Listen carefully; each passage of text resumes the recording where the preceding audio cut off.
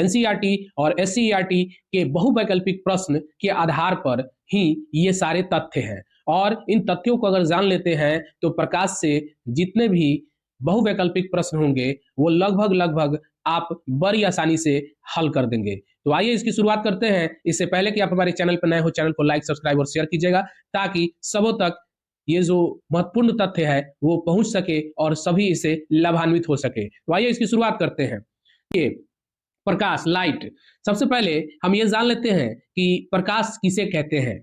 तो जान लीजिए कि प्रकाश एक विद्युत चुंबकीय तरंग है जो समदैशिक तथा समांग माध्यम से एक सरल रेखा में गमन करता है। जब हम किसी वस्तु को देखते हैं तो उससे किरणें चलकर हमारी आंखों की रेटिना पर पड़ती है, जहां उसका वास्तविक तथा उल्टा प्रतिबिंब बनता है। मस्तिष्क द्वारा इस प्रतिबिंब को सीधा कर देखने की क्षमता होती है, जिसके कारण हम किसी वस्तु को देख पाते हैं। तो ये प्रकाश का डिफिनेशन हो गया जो मैंने अभी आपसे कहा।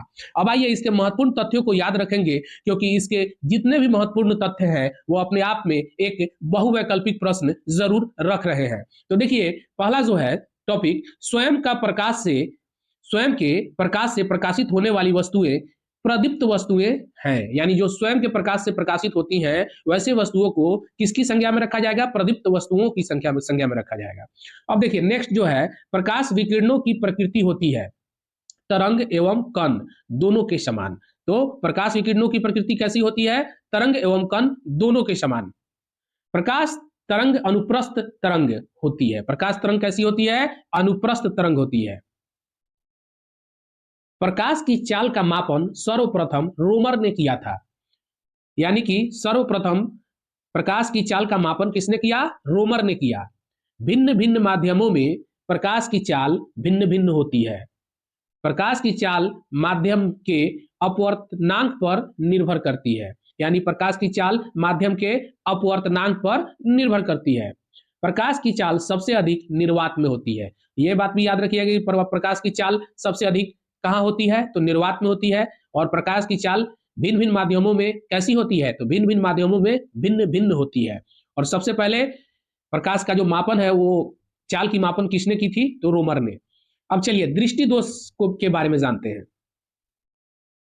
देखिए, निकट दृष्टि दोष, इस दोष में व्यक्ति नजदीक की वस्तुएं देख लेता है परंतु दूर की वस्तु को स्पष्ट नहीं देख पाता है। देखिए, इस बात को समझिए कि निकट दृष्टि दोष यानी कि नाम से आपको लगेगा कि नजदीक का वस्तु नहीं दिखाई देता है, लेकिन नहीं, इस दोष में व्यक्ति नजदीक की वस्तु को देख लेता है परंतु दूर की वस्तु को स्पष्ट नहीं देख पाता है। तो दिमाग में रखेंगे कि निकट दृष्टि दोष अगर किसी व्यक्ति को है तो उसको दूर का वस्तु नहीं दिखाई देगा। ठीक है। इसका निवारण उपर्युक्त फोकस दूरी का अवतल लेंस का प्रयोग किया जाता है। यानी इसके निवारण में उपर्युक्त फोकस दूरी का अवतल लेंस का प्रयोग किया जाता है। अब दूसरा देखिए, दूर दृष्टि दोष, जैसा कि नाम से स्पष्ट हो रहा है कि दूर का वस्तु नहीं दिखाई दे रहा होगा, लेकिन नहीं, जिसको नजदीक का वस्तु नहीं दिखाई देता है उसको दूर दृष्टि दोष हो जाता है। इसी बात को यहाँ लिखा गया होगा। इस दोष में व्यक्ति दूर की वस्तु देख लेता है परंतु नजदीक की वस्तु को स्पष्ट रूप से नहीं देख पाता है। इसका निवारण उपर्युक्त फोकस दूरी का उत्तल लेंस का प्रयोग होता है। निकट दृष्टि दोष में हम लोग कौन सा लेंस का प्रयोग करते हैं? कनकेव यानी कि अवतल लेंस का प्रयोग। और दूर दृष्टि दोष में हम लोग किस लेंस का प्रयोग करते हैं? कन्वेक्स लेंस यानी कि उत्तल लेंस। इस बात को याद रखेंगे। निकट दृष्टि दोष में हम लोगों को कौन सी चीजें नहीं दिखाई देती है? दूर की चीजें नहीं दिखाई देती है। और दूर दृष्टि दोष में हम लोगों को कहां की चीजें नहीं दिखाई देती है? तो निकट की चीजें नहीं दिखाई देती है। ठीक है, नेक्स्ट चलते हैं। जरा दृष्टि दोष। देखिए, जरा दृष्टि दोष, इस दृष्टि दोष में व्यक्ति को दूर एवं नजदीक दोनों प्रकार की वस्तुएं स्पष्ट रूप से दिखाई नहीं पड़ती है। यानी कि न दूर की वस्तुएं और न नजदीक की वस्तुएं दोनों स्पष्ट रूप से नहीं दिखाई देती है। इसके निवारण के लिए द्विफोकसी लेंस का प्रयोग किया जाता है। इसके निवारण के लिए द्विफोकसी लेंस का प्रयोग किया जाता है। इसमें ऊपर अवतल लेंस, नीचे उत्तल लेंस होता है जो आपस में जुड़े होते हैं। यानी जरा दृष्टि दोष को दूर करने के लिए कौन सा लेंस का प्रयोग किया जाएगा? दोनों तरीके के लेंसों का प्रयोग होता है। ऊपर अवतल लेंस और नीचे वाला लेंस उत्तल लेंस होता है और दोनों आपस में कैसे होते हैं? जुड़े हुए होते हैं। नेक्स्ट है दृष्टि वैषम्य या अबिंदुकता। देखिए, इस दोष में व्यक्ति ऊर्ध्वाधर एवं क्षैतिज रेखाओं में अंतर नहीं कर पाता है। इसका निराकरण जो है या निवारण बेलनाकार लेंस से होता है, यानी कि सिलेंड्रिकल लेंस, बेलनाकार लेंस के माध्यम से इसका निराकरण होता है। अब चलिए, लेंस की क्षमता, पावर ऑफ लेंस। देखिए, किसी लेंस की फोकस दूरी का व्युत्क्रम लेंस की क्षमता कहलाता है। किसी लेंस की फोकस दूरी का व्युत्क्रम मतलब ठीक है उल्टा लेंस की क्षमता कहलाता है। इसका मात्रक जो है डायोप्टर होता है। फिर आपको याद रखना होगा कि लेंस का मात्रक क्या होता है, तो डायोप्टर होता है, और लेंस की फोकस दूरी का व्युत्क्रम लेंस की क्षमता होता है। ठीक है। धूप में चश्मे की क्षमता 0 डायोप्टर होती है। धूप में चश्मे की क्षमता कितनी डायोप्टर होती है, तो 0 डायोप्टर होती है, इसको याद रखेंगे। उत्तल लेंस की क्षमता धनात्मक होती है, जबकि अवतल लेंस की क्षमता ऋणात्मक होती है। इस बात को भी याद रखेंगे कि उत्तल लेंस की क्षमता क्या होती है, धनात्मक, और अवतल लेंस की क्षमता ऋणात्मक होती है। अब आइए मिरर पे। उत्तल दर्पण का प्रयोग ड्राइवर के बगल में, देखिए कोई भी ड्राइवर उसके बगल में जो मिरर होता है उसमें कौन सा दर्पण का प्रयोग किया जाता है, तो उत्तल दर्पण कन्वेक्स मिरर का प्रयोग किया जाता है। सड़क पर लगे परावर्तक लैंपों में भी किया जाता है। ठीक है। अवतल दर्पण यानी कनकेव मिरर का प्रयोग सोलर कुकर, गाड़ियों के हेडलाइट में, सर्च लाइट, दाढ़ी बनाने में किया जाता है। इसको याद रखेंगे कि अवतल दर्पण का जो प्रयोग है वो सोलर कुकर, गाड़ियों की हेडलाइट, सर्च लाइट, दाढ़ी बनाने में किया जाता है। दाढ़ी बनाने में बड़ी फोकस दूरी वाला अवतल दर्पण प्रयुक्त होता है। चिकित्सक कान, नाक, गले की जांच करने में अवतल दर्पण का प्रयोग करता है। तो यहाँ आपने जाना कि सोलर कुकर में, हेडलाइट में, सर्च लाइट में, दाढ़ी बनाने में अवतल दर्पण का प्रयोग होता है। इसके साथ ही साथ आपको चिकित्सक द्वारा कान, नाक, गले की जांच करने के लिए भी अवतल दर्पण का ही प्रयोग किया जाता है। चलिए नेक्स्ट जो है, वाहनों की हेडलाइटों में परवलयिक दर्पणों का प्रयोग किया जाता है। देखिए गाड़ी का जो हेडलाइट होता है उसमें जो है ना परवलयिक दर्पणों का प्रयोग किया जाता है। आप अक्सर देखे होंगे थोड़ा सा गोलाकार टाइप का होता है, तो उसको प्रयोग किया जाता है। चलिए नेक्स्ट जो है समतल दर्पण मिरर, प्लेन मिरर। यदि दो समतल दर्पण समानांतर स्थिति में हो तो उनके बीच रखी वस्तु का प्रतिबिंब की संख्या अनंत होगी। देखिए ये बात को याद रखिएगा कि यदि दो समतल दर्पण समांतर स्थिति में हो तो उनके बीच रखी वस्तुओं का प्रतिबिंब कितना बनेगा, अनंत बनेगा। यदि दो समतल दर्पण लंबवत स्थिति में हो तो उनके बीच रखी वस्तु के प्रतिबिंबों की संख्या कितनी होगी, 3 होगी। यानी लंबवत होगी तो 3 होगी, और जब समानांतर स्थिति में होगी तो आपको अनंत प्रतिबिंब बनेगी। ठीक है। अब चलिए, 1.5 मीटर लंबे व्यक्ति को अपना संपूर्ण प्रतिबिंब देखने के लिए आवश्यक समतल दर्पण का न्यूनतम लंबाई 0.75 मीटर होगा। इस बात को आप समझ गए। नीचे देखिए नोट में क्या लिख रहा है कि समतल दर्पण में संपूर्ण प्रतिबिंब को देखने के लिए दर्पण की लंबाई वस्तु की लंबाई की कम से कम आधी होनी चाहिए। यानी कि जितना वस्तु का लंबाई होगा उससे ठीक आधा होना चाहिए। इस बात को समतल दर्पण की न्यूनतम लंबाई। ठीक है। अब चलिए नेक्स्ट। अब नेक्स्ट जो है कलर यानी कि रंग के बारे में देखिए। प्राथमिक रंग लाल, हरा और नीला है। आपसे पूछा जा सकता है कि प्राथमिक रंग कौन सा है, तो लाल, हरा और नीला। प्रकाश का रंग तरंग दैर्घ्य पर निर्भर करता है। प्रकाश का रंग तरंग दैर्घ्य पर निर्भर करता है। इसको आप याद रखेंगे, बहुत ही अच्छा प्रश्न है। सबसे अधिक तरंग दैर्घ्य लाल रंग की होती है। सबसे अधिक तरंग दैर्घ्य किस रंग की होती है, लाल रंग की होती है। इसलिए खतरे का निशान जहां भी होता है लाल रंग का होता है, ताकि उसकी तरंग दैर्घ्य ज्यादा होती है, जिसके कारण वो काफी दूर से ही दिख जाता है। जब प्रकाश के लाल, हरा व नीला रंगों को समान अनुपात में मिलाया जाता है तो परिणामी रंग सफेद होता है। यानी कि जब लाल, हरा और नीला रंगों को समान अनुपात में आप मिलाइएगा तो उससे जो रंग तैयार होगा उसका कलर कौन सा होगा, सफेद होगा। चलिए, प्रिज्म से गुजारने पर सबसे अधिक विचलन दर्शाता है बैगनी रंग।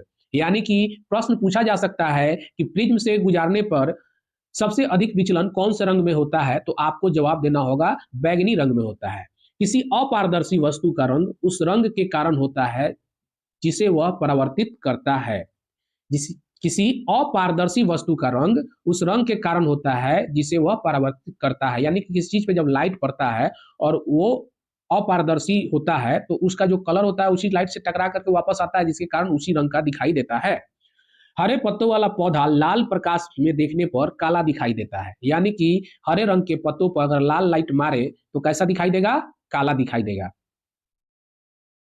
चलिए, यदि किसी पीली वस्तु को लाल प्रकाश में देखा जाए तो काली दिखाई देगी।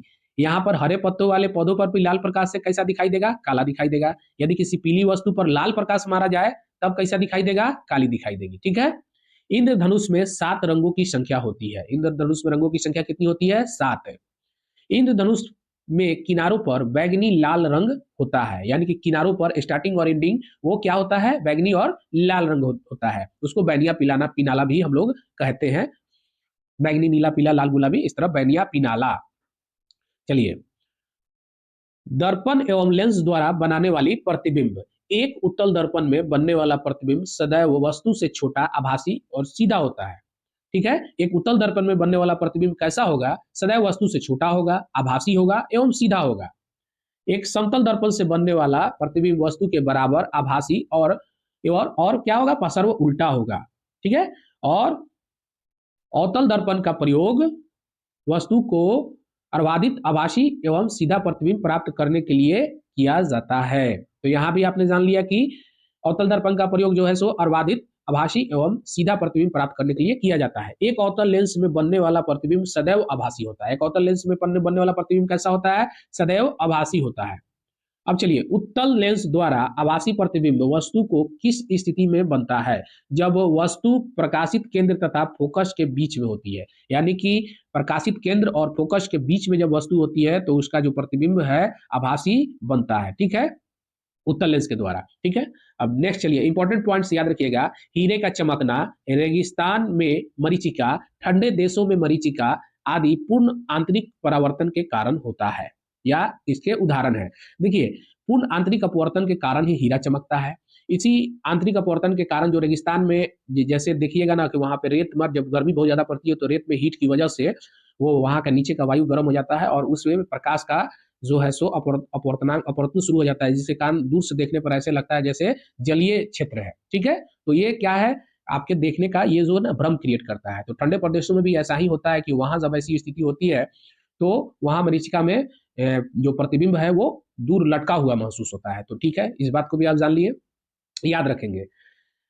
ऑप्टिकल फाइबर कार्य करता है प्रकाश के पूर्ण आंतरिक परावर्तन को। क्या ऑप्टिकल फाइबर कार्य करता है? क्या? प्रकाश के पूर्ण आंतरिक परावर्तन को। ठीक है। पेट के अंगों की जानकारी के लिए एंडोस्कोपी प्रयोग की जाती है। पेट के अंगों की जानकारी के लिए हम लोग क्या प्रयोग करते हैं? एंडोस्कोपी, जो पूर्ण आंतरिक परावर्तन पर आधारित है। यानी कि जो एंडोस्कोपी पेट में लगा करके पेट के अंगों को देखा जाता है, उसमें आंतरिक परावर्तन के कारण ही बहुत अच्छे दृश्य सामने आ पाते हैं और उसको आदमी देख पाता है। आसपास का नीला दिखाई देना, सूर्योदय सूर्यास्त के समय सूर्य के आसपास लाल दिखाई देता है, प्रकाश के प्रकीर्णन के कारण होता है। अब याद रखिएगा कि आसमान का नीला दिखाई देना और सूर्य एवं सूर्यास्त, सूर्योदय एवं सूर्यास्त के समय सूर्य के आसपास लाल दिखाई देना, यानी कि सूर्योदय के समय, सूर्यास्त के समय सूर्य के आसपास लाल दिखाई देना और आसमान का रंग नीला दिखाई देना, ये दोनों क्या है? प्रकाश के प्रकीर्णन के कारण होता है। अंतरिक्ष से आकाश का रंग काला दिखाई देता है। अंतरिक्ष से आकाश का रंग कैसा दिखाई देता है? काला दिखाई देता है। चंद्रमा से चंद्रमा से आकाश का रंग काला दिखाई देता है। ठीक है। अब नेक्स्ट आइए, यदि पृथ्वी पर वायुमंडल नहीं होता तो आकाश का रंग नीले के बजाय काला दिखाई देता है। अगर पृथ्वी पर वायुमंडल नहीं होता तो आकाश का रंग कैसा दिखाई देता है? काला दिखाई देता है। जब प्रकाश एक माध्यम से दूसरे माध्यम में जाता है तो तीव्रता, वेग, तरंगदैर्घ्य परिवर्तित हो जाते हैं, जबकि आवृत्ति अपरिवर्तित होती है। जब प्रकाश एक माध्यम से दूसरे माध्यम में जाएगा तो तीव्रता, वेग और तरंगदैर्घ्य परिवर्तित हो जाते हैं, पर क्या अपरिवर्तित रहता है? तो उसकी आवृत्ति।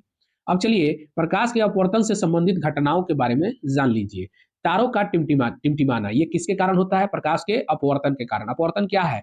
जब एक माध्यम से दूसरे माध्यम में प्रकाश जाता है तो वो अपने पथ से थोड़ा विचलित हो जाता है और जिसके कारण इस घटना को हम लोग क्या कहते हैं? अपवर्तन कहते हैं। तो तारों का टिमटिमाना अपवर्तन के कारण होता है। जल से भरे पात्र में परे सिक्के का ऊपर उठा हुआ नजर आना अपवर्तन के कारण होता है। जल से भरे पात्र में परी छड़ का टेढ़ा दिखाई देना भी अपवर्तन के कारण होता है। जल का तालाब कम गहरा दिखाई देने का कारण प्रकाश का अपवर्तन है। अब चलिए नेक्स्ट, प्रिज्म में प्रकाश के विभिन्न रंगों का विभाजन अपवर्तन के कारण होता है। यानी प्रिज्म से जब हम प्रकाश को गुजारते हैं तो उस 7 रंगों में जो बढ़ जाता है वो किसके कारण हो पाता है? तो अपवर्तन के कारण होता है। मानव आंख की टीना पर प्रतिबिंब वास्तविक तथा उल्टा बनता है। चलिए, आंखों में बाहर से पड़ने वाले प्रकाश आइरिस को नियंत्रित करता है। ठीक है, आंखों पर बाहर से पड़ने वाला प्रकाश आइरिस को नियंत्रित करता है। मनुष्य की आंख में किसी वस्तु का प्रतिबिंब जिस भाग पर बनता है वह है दृष्टि पटल। ठीक है, प्रकाश में ध्रुवण की घटना से यह सिद्ध होता है कि प्रकाश तरंगे अनुप्रस्थ हैं। प्रकाश तरंगे कैसी हैं? अनुप्रस्थ हैं। और किस घटना से यह सिद्ध होता है? यह सिद्ध होता है कि प्रकाश तरंगे प्रकाश में ध्रुवण की घटना से। ठीक है, मोटर कारों में हेडलाइट की चकाचौंध को हटाने के लिए पोलेराइड का प्रयोग किया जाता है।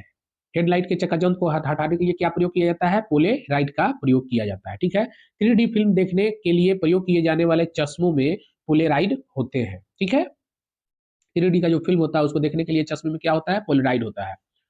पृथ्वी पर दूरस्थ वस्तुओं को देखने के लिए पार्थिव दूरदर्शक उपकरण का प्रयोग किया जाता है। पृथ्वी पर दूरस्थ वस्तुओं को देखने के लिए पार्थिव दूरदर्शक का प्रयोग किया जाता है।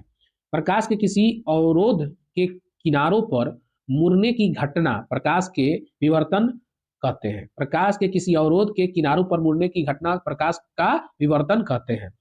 पनडुब्बी के अंदर से बाहर की वस्तुओं को देखने के लिए पेरिस्कोप का प्रयोग किया जाता है। पनडुब्बी से बाहर की वस्तुओं को देखने के लिए किस चीज का प्रयोग किया जाता है? पेरिस्कोप का प्रयोग किया जाता है। तो इस तरीके से आपने जाना कुछ महत्वपूर्ण तथ्यों को जो प्रकाश से रिलेटेड है, प्रकाश चैप्टर से, और लगभग इतनी बातों को आप अपने दिमाग में रखते हैं तो प्रकाश से हमें नहीं लगता है कि कोई छूट पाएंगे और सभी प्रश्नों का जवाब आप सही और सटीक दे पाएंगे। आशा करते हैं कि ये वीडियो काफी आपको पसंद आया होगा। इसी के साथ हम अपनी वाणी को विराम देते हैं। थैंक यू, धन्यवाद।